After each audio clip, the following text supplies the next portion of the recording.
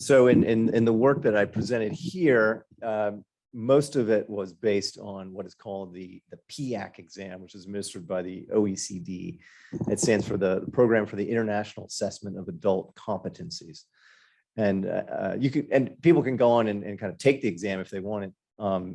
The data that it's based on comes through a very rigorous process where they developed an assessment of 3 components of what you could call competency. So one is literacy, and you can imagine what a literacy exam looks like, where you read paragraphs and you have to answer multiple choice questions that show you understand the content and so on.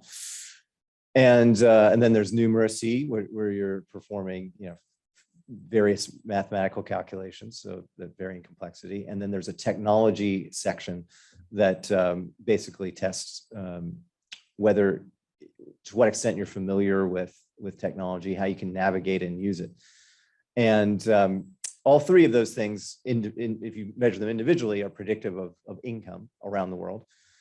I rolled them together into one measure, and I'm calling that kind of general cognitive ability, because the way that from the psychological literature, basically the interpretation is that your performance on any kind of test of cognitive ability is going to be correlated with your performance on another test. And you get a better, more accurate measure when you roll them all together. So that's how that's one of the main data sources used in the book for looking at that. But there are many other, and I also talk about kind of the history of IQ testing in the United States and why I think it shouldn't be interpreted as any kind of measure of genetic capacity or ability. So I hope that answers the question.